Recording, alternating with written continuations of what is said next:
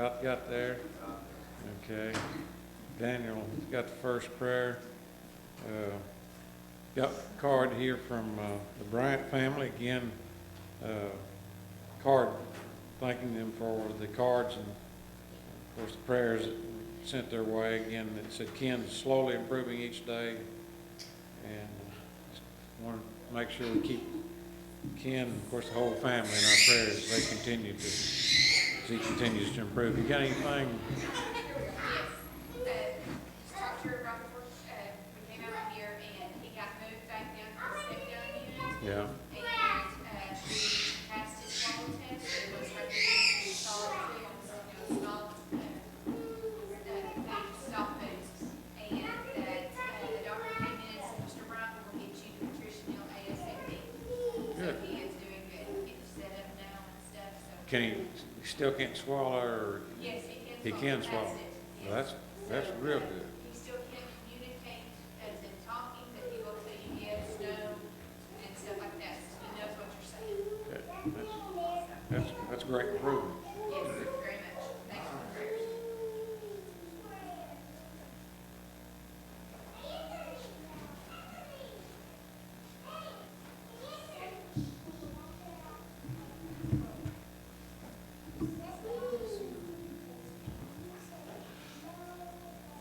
Let's turn to number 500.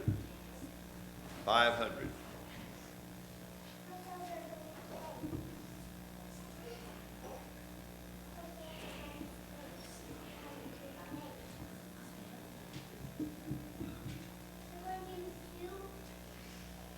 A couple of songs here at the same opening, and then one more, and we'll have prayer, and then go to our class.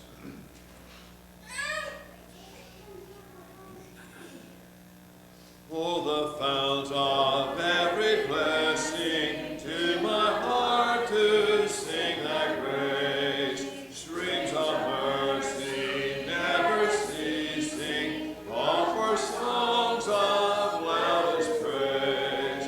Teach me ever to adore thee, may I still thy goodness prove, while the hope of endless glory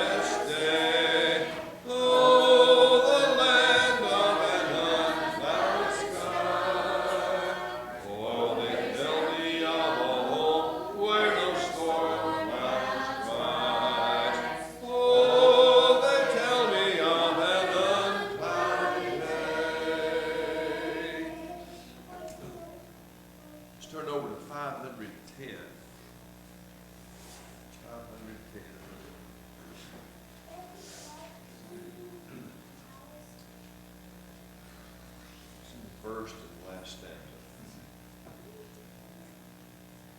On Jordan's stormy banks I stand and cast a wishful eye to Canaan's fair and happy land, where my possessions lie. We will rest in fair and happy land by and by, just across on the evergreen shore. Sing the song of Moses and the Lamb by and by, and dwell with Jesus evermore. Filled with delight, my raptured soul would here no longer stay. Though Jordan's waves around me roll, fearless I launch away. We will rest in fair and happy land by and by, just across on the evergreen shore. Sing the song of Moses and the Lamb by and by, and dwell with Jesus evermore. Let's pray. Let's pray. Father, we thank you so much for being able to be here tonight and for being able to study more of your word. Thank you for those who are here with us tonight, who are some who are new and others who are going to be able to teach them this evening. Pray that you'll be with them, with those who are prepared to teach, and help them to present those things that they're teaching in a way that can easily be understood, that we'll leave tonight being built up, being encouraged, and likewise knowing more about your will for us. Pray that you'll watch over all of us tonight, help us to keep our minds focused on the things that we're doing. It's in Jesus' name we pray. Amen. You go to class. Yes.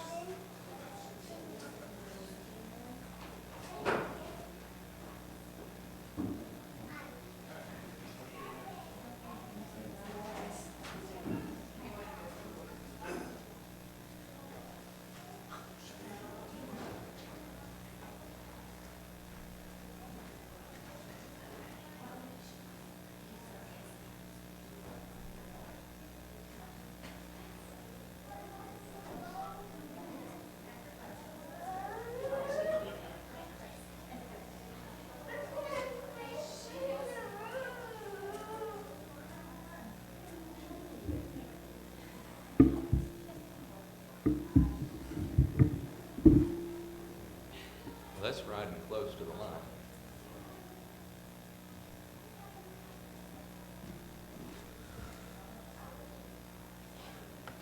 Oh, that's pretty. That's not what I thought it would be.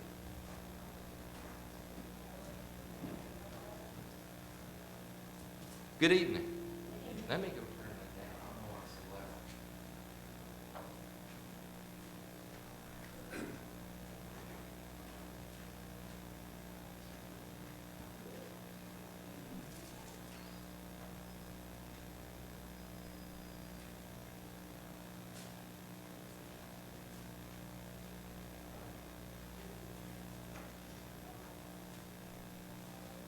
How's everyone doing? Can you hear me now? Okay, I keep getting could just be the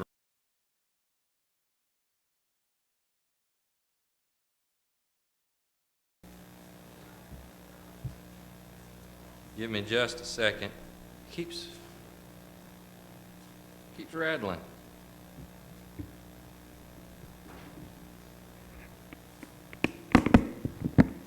That's good for you. If you want to go ahead and turn to Acts 27, I don't know what I'm doing on my iPad, apparently. I've lost my mind. Today was one of those days where I just had problems thinking.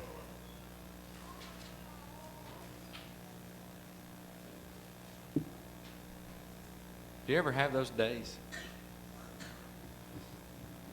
Like I tried to concentrate. I really did. Repeatedly.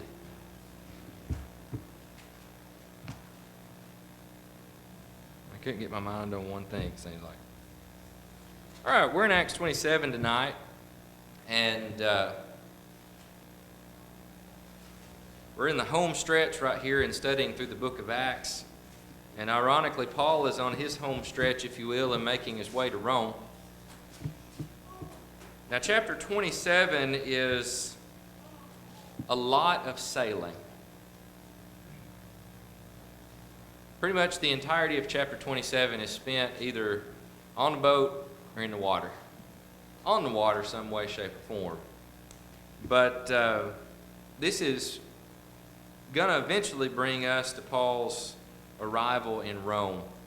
So we'll end chapter 27 at Malta, which we'll talk about more whenever we get to it. But I want to go ahead and give you a sort of an overview of what's happening here in this chapter, as well as what's going to happen in the next chapter. You follow the... It's hearing those booms. Sounds like somebody's on the roof, but I don't think they are. Okay. So, here's an overview of where they are going eventually. If you notice down on the bottom right-hand corner, here's kind of the first leg of the trip. You've got Caesarea, and that's where Paul's going to be leaving from as we start this chapter. And what do you notice about the route that they're going to take? You know, you would think if you were going to sail somewhere that what would be the quickest way to get there? Go straight across. But that's assuming you have a GPS and you really don't care what currents are and wind and things like that. Now that's going to all factor into this, and that's part of the reason they end up sailing up around Cyprus, and then they'll end up trying to winter in Fair Havens, as we'll talk about when we get to that in a little while. But eventually, you follow them on around. They kind of wander on out into the middle of nowhere for a little while, and end up on a tiny little island out in the middle of nowhere called Malta. You see that over, if you look on the left-hand side of the screen over here. Well, I didn't mean to write on it. I meant to do this. There's Malta. That's going to be important in chapter 28. And the rest of this passage takes place on up the coast right here. But let's go ahead and jump into our text just to remind ourselves of where we are at this point. Paul has stood before 2 Roman governors at this point. He has also been before Herod Agrippa, so the king, if you will, of the Jews, and he has given his defense in front of each of them.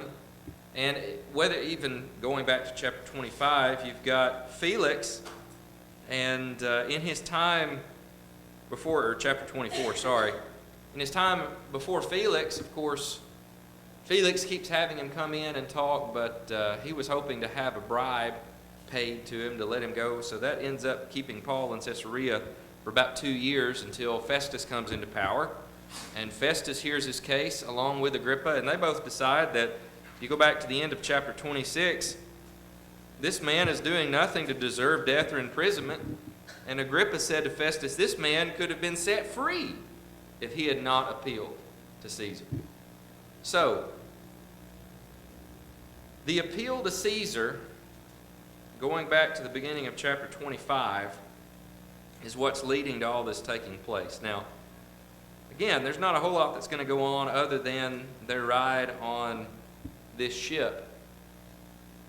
But it does get exciting towards the end, and there's a few things that as we go through this I think are important for us to pick up, especially as it regards our trust in God and the example we see in Paul there. So let's go ahead and pick up in our text, Acts chapter 27.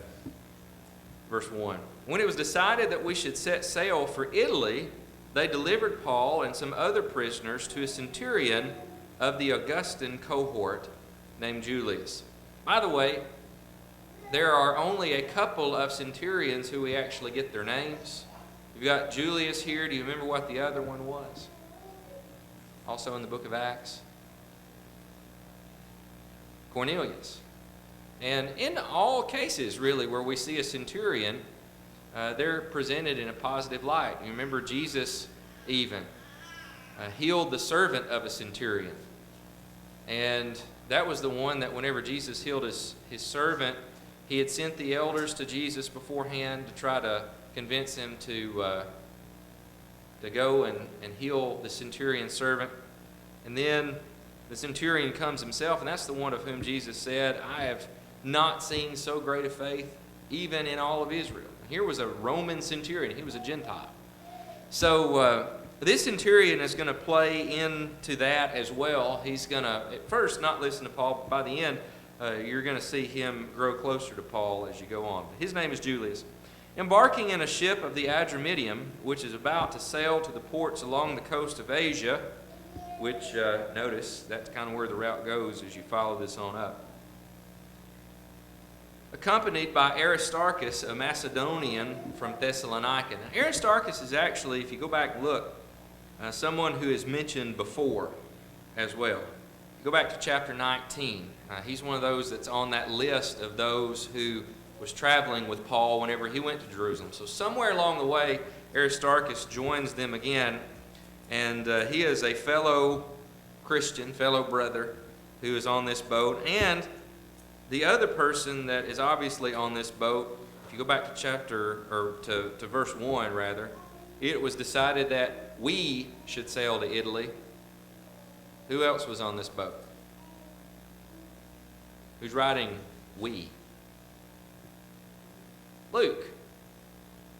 Because Luke's writing the book of Acts, and if Luke says we, that includes who?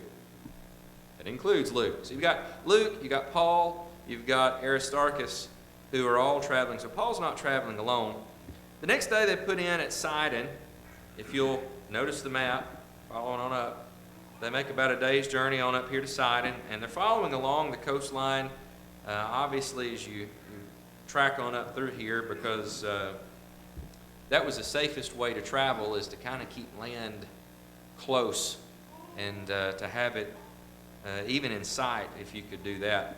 But he goes on to describe their route. And we put in at Sidon, and Julius treated Paul kindly and gave him leave to go to his friends and be cared for.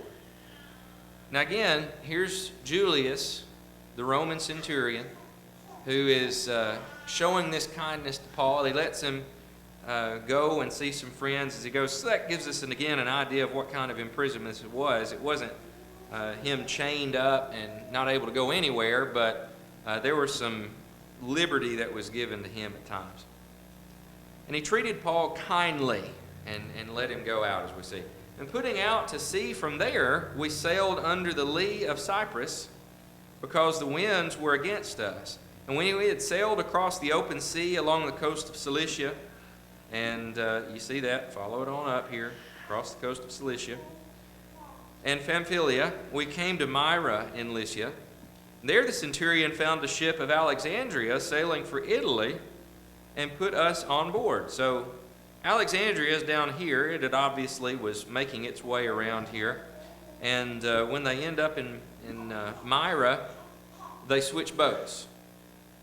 So here's what's happening as you do this. Just kind of keep in mind, because this is sort of the fateful boat as we get on this one. The Romans are using other people, private boat owners, to be able to transport their prisoners along as they go.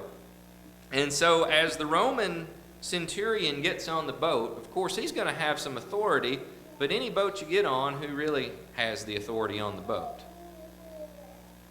The captain. And in this case, the captain is not an agent of the Roman government. Who is he?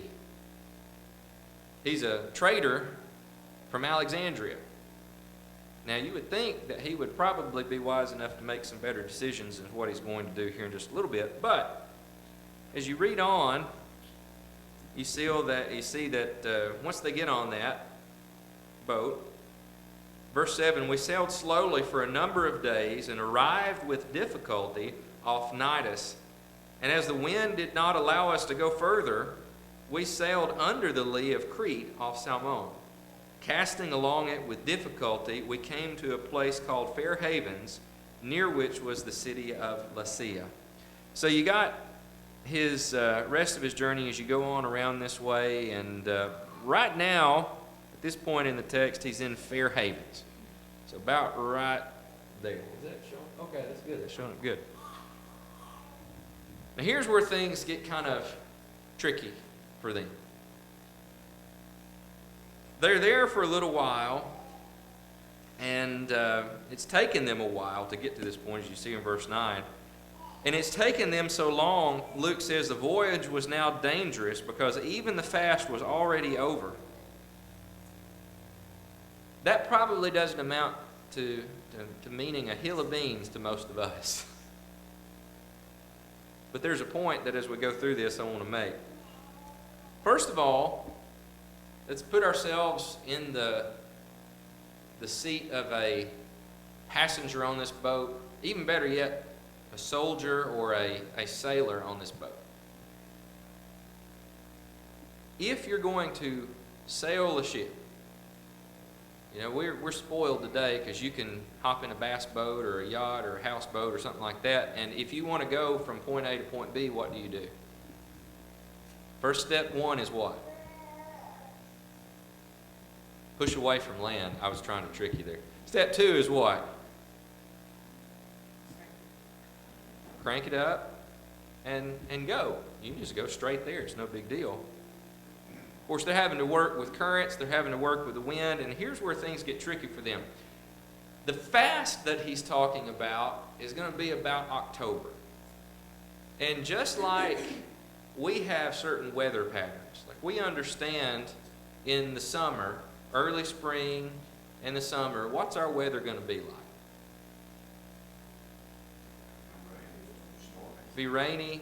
We get some pretty strong storms, especially getting in about this time of year, don't we? And you can pretty much count on that. About this time of year, you're going to start getting some pretty strong storms. And then, of course, we know the temperature changes and things like that. But the weather patterns, as far as you'll get rain year-round, but there's times when the storms are really, really bad, aren't there? And then, obviously, you get into winter. Even winter, we know that there's a pattern to that. How often do we get snow in December versus February? Not as often. Once in a while, but usually when does the snow come? You can count on it about the end of January, beginning of February, maybe even later on into February. I had it snow on my birthday in early March. But there are patterns, and the same thing is true for them. They're getting to the point at which it's dangerous for them to travel because everybody knows that winter is coming. They're going to start getting their storms that pop up on the Mediterranean Sea, because usually our stormy periods, even for us around here, when do your stormiest periods happen?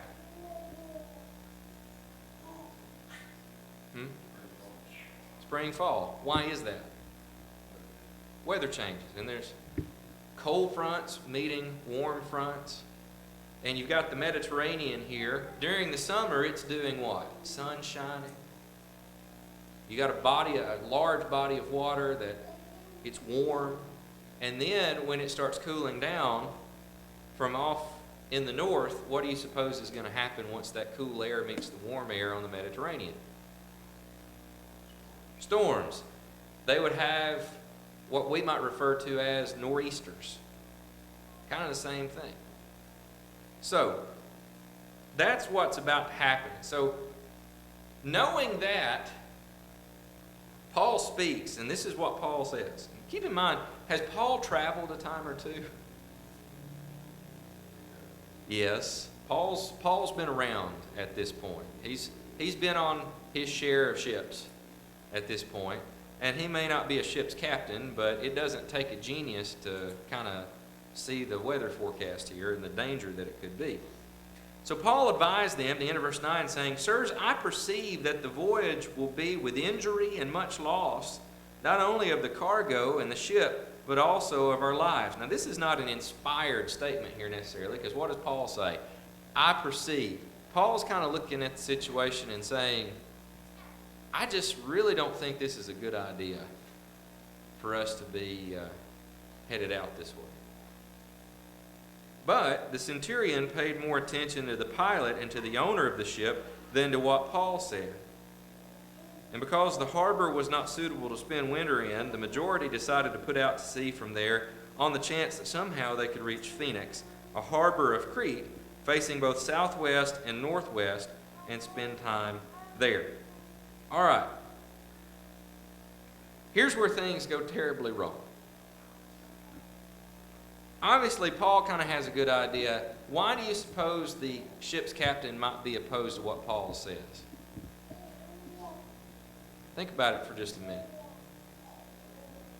Do you let passengers ride for free if you're the ship's captain? No. Do you think that these passengers are going to stay on the boat if you say, no, we shouldn't go? If the centurion says, you know what, this is probably not going to be safe, what's going to happen? Probably going to get off the boat, which means ultimately the centurion and his soldiers and his people who are his prisoners are going to find another boat. So what's going to happen for the ship's captain? We're going to lose money. Now, I'm not saying that is the reason. It could just simply be that the ship's captain was just absolutely certain that he could make it. It wasn't going to be a big deal. There's any number of motivations. Whatever it is, though, centurion listens to him more than he does to Paul. And they will come to regret that later on, and certainly the ship's captain will, because it's not going to bode well for him financially either. But notice what they said they wanted to do. What they wanted to do was not spend time in Fair Havens. You'll notice Fair Havens right here. And apparently it must have been an open harbor. And so it wasn't going to be a good spot for them to spend the winter. So they decide there's a better place to go in Phoenix. Now notice where Phoenix is. You would think that it wouldn't be a big deal to get there, right? Wouldn't be a big deal. We can make it. All right, move on to verse 13. So they do that. And when the south wind blew gently, supposing that they had obtained their purpose, they weighed anchor and sailed along Crete, close to the shore. But notice what happens, verse 14. But soon a tempestuous wind, called the northeaster, the way it's translated in the English Standard Version, struck down from the land. Now what happens here, you've got Crete, and it's kind of hard to tell on this map, but notice if you can see it well enough. See all those little bumps on Crete? Crete was a pretty rocky mountainous area. And so here you've got the issue of the landmass out here and the cool air that's above it. You've got the Mediterranean Sea, and what rushes down off of that? Straight down off that, you get a wind blowing which direction? The opposite direction of the one you're trying to go. So they get almost there. And then this storm strikes. And here's where it gets really hairy for them. The ship was caught and could not face the wind, and we gave way to it and were driven along. Obviously, if the wind is what your main power source is, and the wind, you're at the mercy of it, and maybe the thought is at first, before they know what's about to happen, we don't really have an option anyway. We'll just ride with it to keep from having more problems, because that's about all you can do. But as you read on, running under the lee of a small island called Cauda, you can barely see it right there, but it is a small island right there.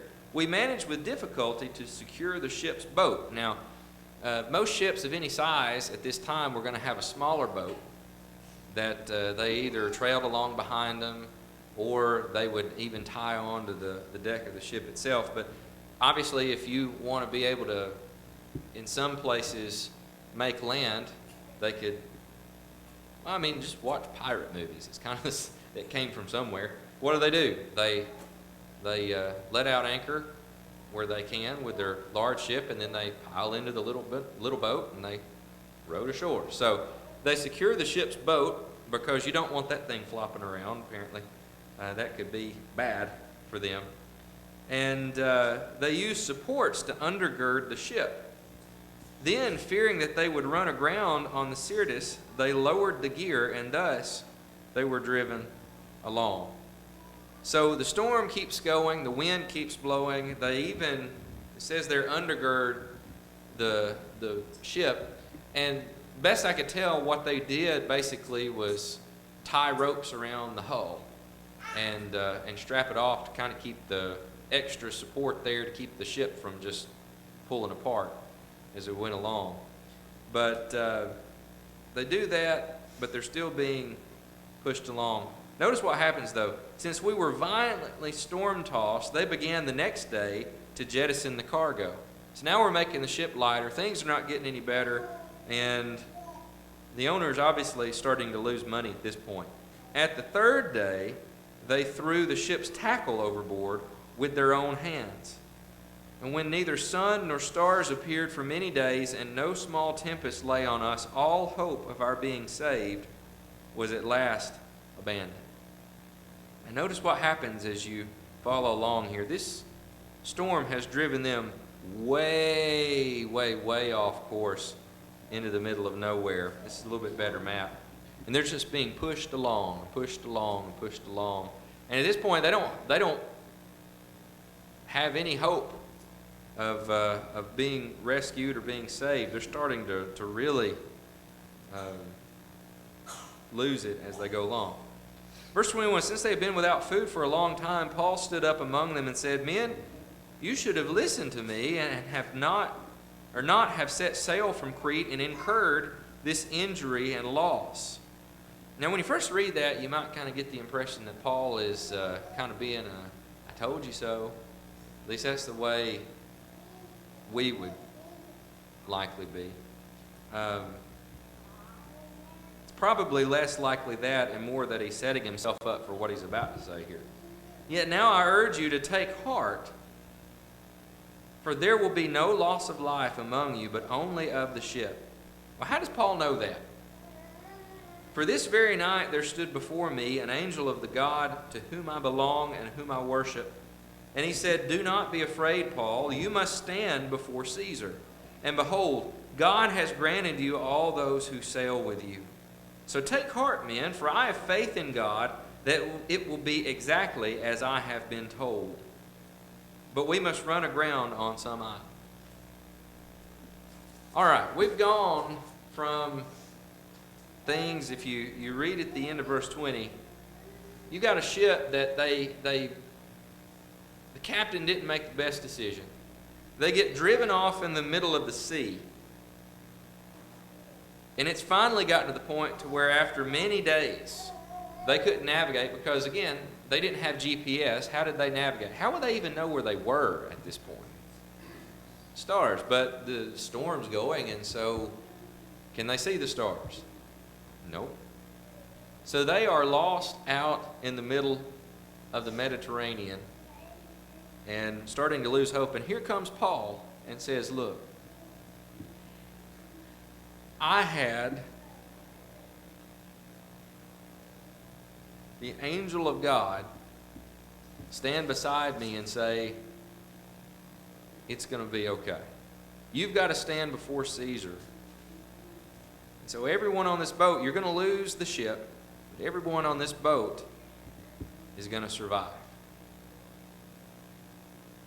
But we got to run aground, as we'll see. What do you think about what Paul says if you're on the boat? Well, they're looking for hope.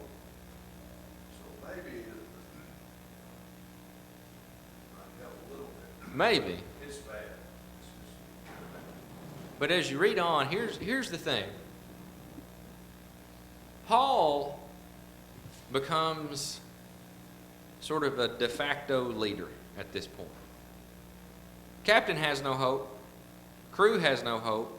Centurion and soldiers and the other, wow, I'm losing words at this point. It's been, told you, I'm having problems thinking today.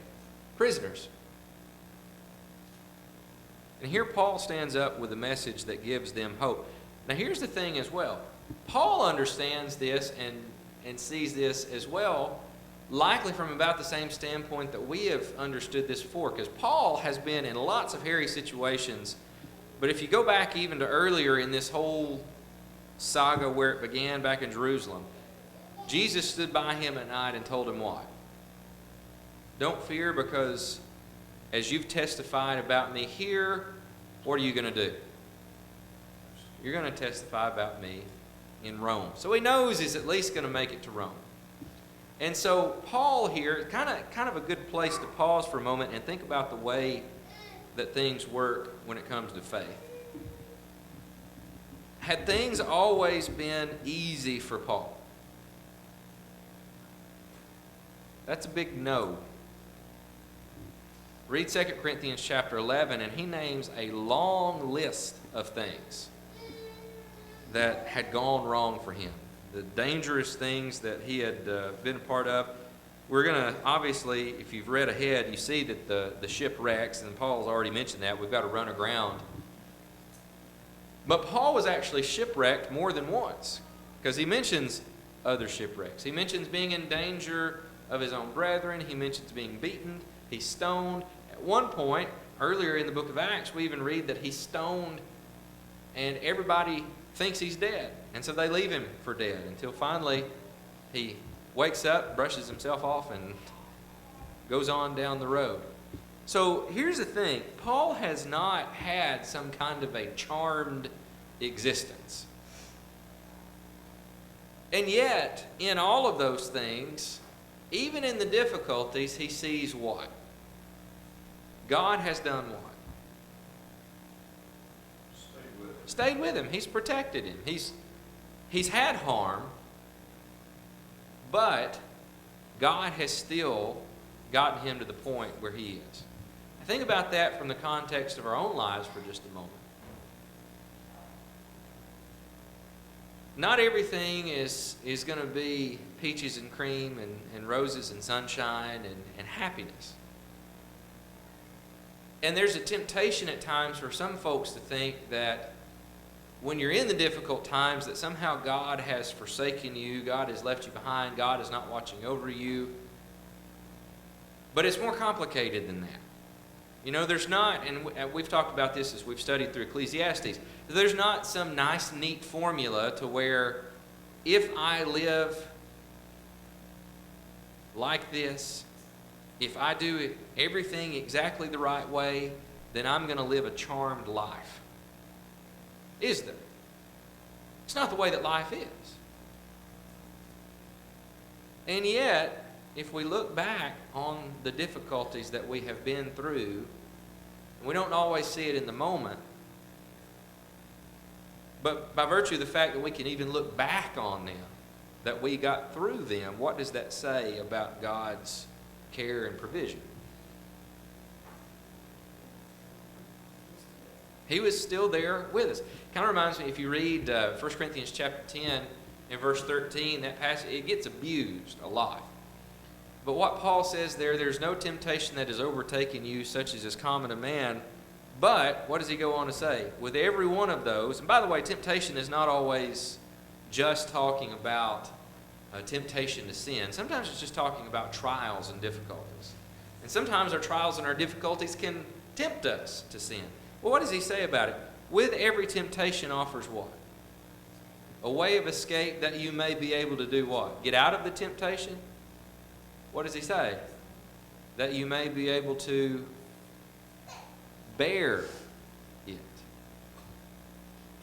That you may be able to make it through it. Now that's going to become important as you continue on reading here, because Paul believed, but that's not going to stop at one point as you read on, the sailors from thinking, you know what, we're getting off this boat. And it's also not going to stop the soldiers, once they do run aground at first, from thinking, hey, we can't let the prisoners escape, let's kill them all. So obviously, even though Paul believes and he's a source of hope, there's still what along the way? There's some major doubts. Because Paul has said what? Everybody on this boat is going to be saved. But as you read on, you'll see this is not something that's going to happen miraculously. It's going to happen providentially. And it's something that is going to require the participation of those who are in this. You see what kind of where we're going with this? If you can kind of think ahead. So let's go back to our thinking about our faith versus Paul's faith right here. Paul has been promised by God that they will be okay. He's counting on these folks at least listening to him, because he could lose his life over it. That's the Romans. Here's the thing. Kill you, really. It's not If- their problem. If the sailors get off the boat, what happens to everybody left on the boat if they don't know how to sail a boat? They die. When the centurions kill prisoners, or centurion and his soldiers kill prisoners, obviously what does that mean? This promise of no one is going to be lost in this goes out the window at that point too. So you've got groups of people here as you read on who are trying to do things their way, in the way they perceive they will be saved, but that's not the way God's got it planned. You see the relation here now? Now, how often, again, in the midst of trials and things like that, do we begin to think, how am I going to get out of this? How am I going to solve this problem myself? And maybe the way that somebody uses that reasoning and the decision they make makes things even worse, because it's not what God would have wanted them to do. Again, in every temptation, in trials, God provides a way to be able to bear it, but you got to stay on the boat, so to speak, with whatever God's plan was. That kind of makes a good visual there, doesn't it? Because that's what eventually Paul tells them. You got to stay on the boat. All right, 14th night had come. This is verse 27. As we were being driven across the Adriatic Sea, about midnight the sailors suspected they were nearing land. So they took a sounding and found 20 fathoms. Now, fathoms about 6 feet. So that's about 120 feet, if you want to talk about it in feet. A little farther on, they took a sounding again and found 15 fathoms. Now, by the way, the sounding he's talking about, what they would do is they had a weight, and it's probably had some kind of way that they could capture some whatever was on the bottom as well. But they would drop that down into the water, and whenever the weight hit the bottom, obviously they would mark the water line where the water came up to, and then they'd pull that thing up, and however much was on the other end was the depth. Go ahead. They at times, as I understand, they had little ropes, or they had something tied at so many fathoms. Yeah, Too. some kind of a knot, some kind of marker where you can count the number of fathoms that you have. Fathoms about 6 feet. And the thing that they would throw in too, I don't know exactly what it looked like. I would guess it probably actually looked something kind of like a cup, so that they could pull up a sample of whatever was at the bottom. Because if you've been around the Mediterranean long enough, you kind of have an idea based on what dirt you pull up from the bottom as to where exactly you are in relation to land. So obviously, they keep on sailing. As you get closer to land, what's going to happen? Start getting shallower and shallower. So they reason we've got to be getting close to land as they go on. So fearing they might run on the rocks, they let down 4 anchors from the stern, slow them down, and prayed for day to come. So there's some of the hopelessness. But here's where the sailors have a problem. As the sailors were seeking to escape from the ship and had lowered the ship's boat into the sea under the pretense of laying out anchors from the bow, so they were going to be sneaky about it. What they were going to do was get in the boat, lower the boat, get in the boat, and act like they were going to do something on the bow of the ship. We're going to go lay anchors. Except when they got to the bow of the ship, they were just going to keep on rowing and wave goodbye. Kind of sneaky there. But Paul sees through that, and said to the centurion and the soldiers, "Unless these men stay in the ship, you cannot be saved." So what do the soldiers do? We know how to fix that. They cut the ropes on the boat.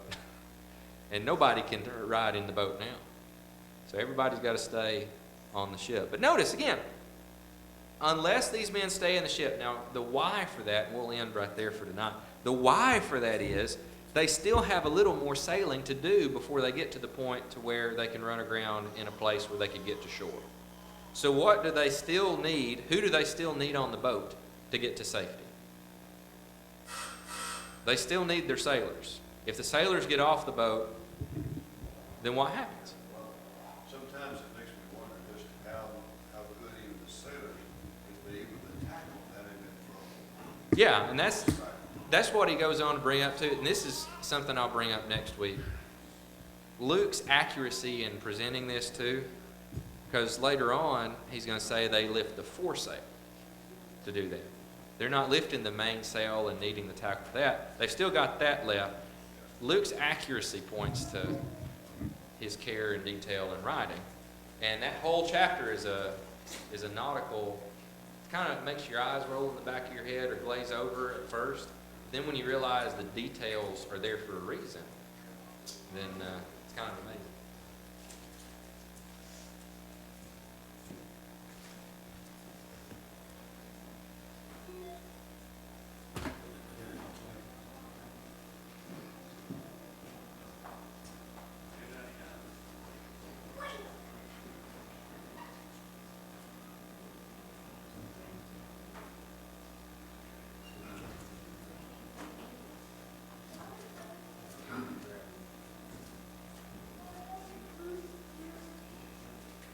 What did you say?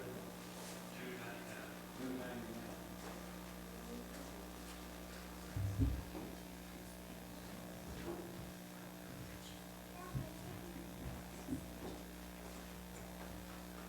Anybody here got an old King James version? Yeah, have you? It's King, yeah. Yeah. Can you do Ashton and me a favor right quick? Look up Matthew chapter 4. We got stumped. A while ago. Is it Matthew 4, verse 24.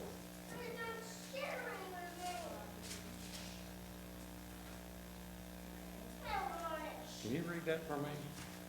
And his fame went throughout all Syria, and they brought unto him all sick people that were taken with divers diseases and torments, and those which were possessed with devils, and those which were lunatic, and those that had the palsy, and he healed them.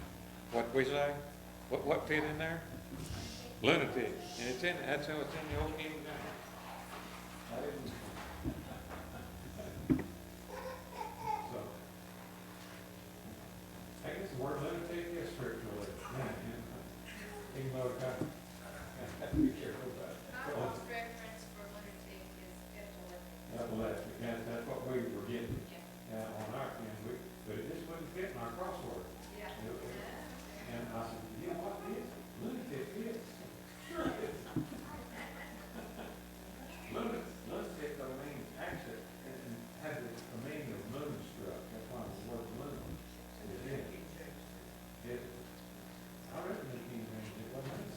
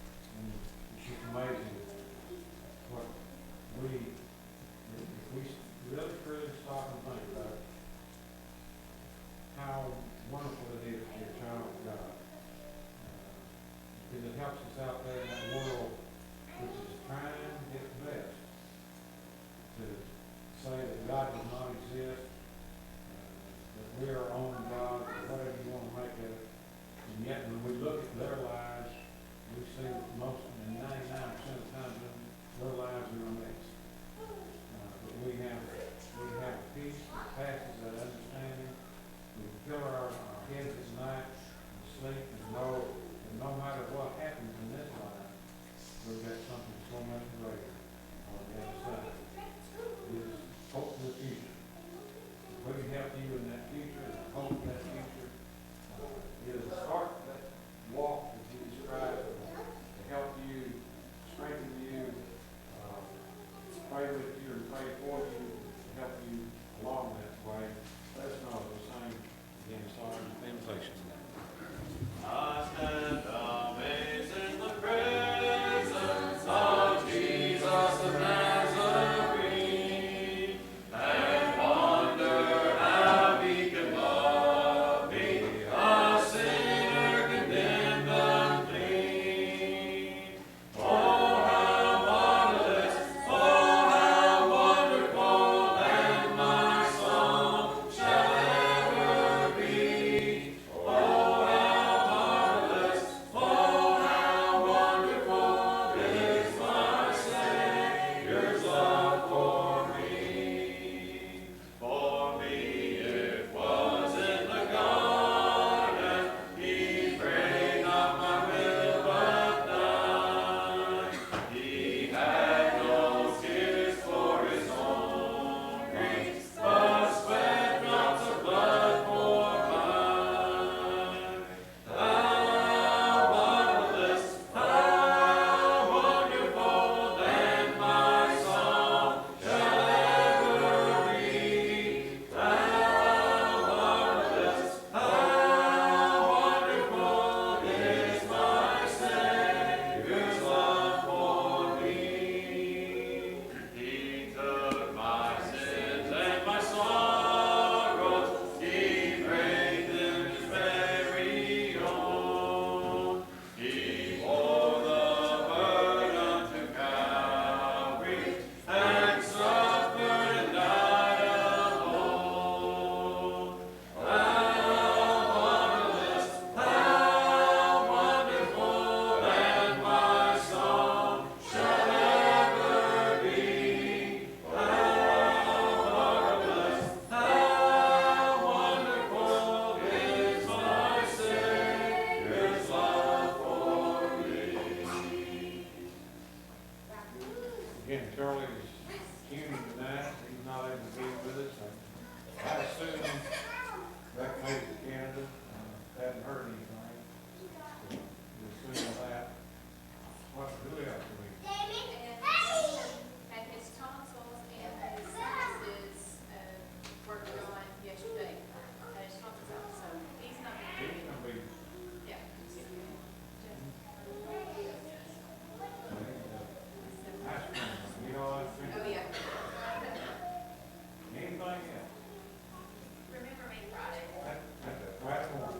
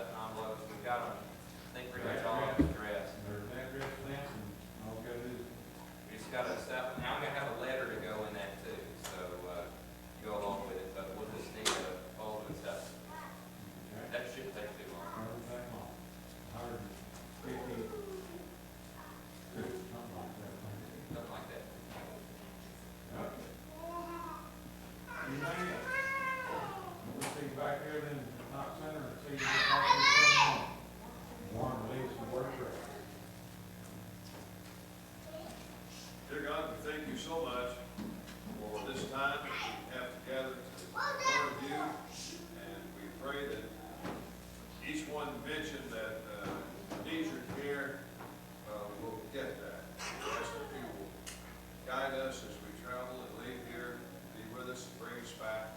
We ask that you continue to give us those things that you find wrong in our lives, and help us always to do those things pleasing to you, and share the life with others. Go with us now in Christ's name.